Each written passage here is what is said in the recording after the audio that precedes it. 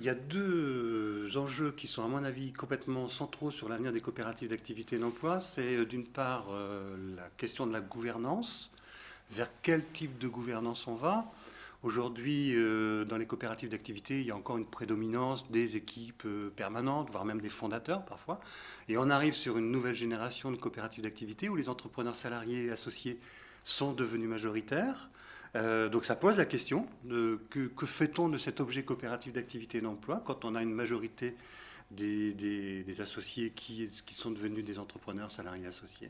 C'est plus tout à fait la même chose. Les associés existants étant garants de l'économie, de l'harmonie au sein de l'entreprise. Donc pas forcément accueillir tout le monde. Par contre, il est clair que le discours et le message, mais c'est celui que nous, on a depuis 10 ans, hein, qui est de proposer aux entrepreneurs salariés de devenir associés, ce discours va être plus entendu, plus médiatisé, et il y aura de plus en plus de personnes à devenir associés.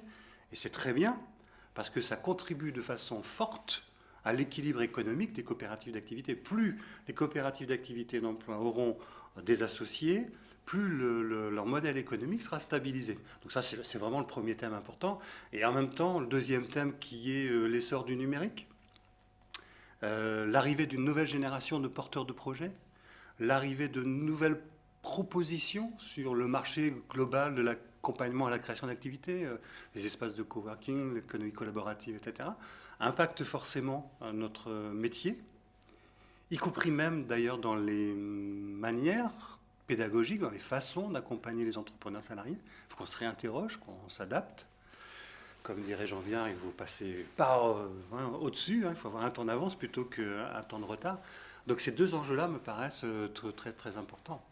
Ce sont les enjeux essentiels d'aujourd'hui de l'avenir des coopératives d'activité. Alors évidemment, l'autre enjeu, mais là on n'a pas beaucoup de poids, c'est la diminution des finances publiques, qui sont aujourd'hui écrites, on peut dire. Dans certaines coopératives d'activité, c'est déjà le cas.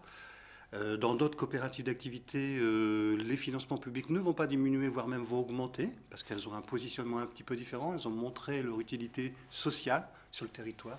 Donc tout ça, ça s'imbrique. Mais ça tourne quand même, tout ça, fondamentalement autour de l'ancrage des coopératives d'activité sur leur territoire, leur utilité sociale, qui est le meilleur garant de leur avenir, même si le modèle économique doit changer, lui. Le potentiel des coopératives d'activité est énorme. Je dirais heureusement et malheureusement, parce que voilà, c'est une évolution de la société avec beaucoup de demandeurs d'emploi, avec de moins en moins d'emplois salariés. Donc tout ça, ça converge pour dire que de plus en plus de gens vont créer leur activité. Donc on peut le regretter ou pas, mais c'est un fait et c'est indéniable. Donc du coup, les coopératives d'activité, comme d'autres opérateurs, ont un potentiel extraordinaire devant elles. La particularité des coopératives d'activité fait que dans leur modèle économique aujourd'hui, elles ne peuvent pas accompagner énormément d'entrepreneurs. Il faut changer la donne. Il faut trouver de nouveaux moyens pour accompagner plus de personnes. Le numérique va certainement nous y aider, mais ça suffit pas.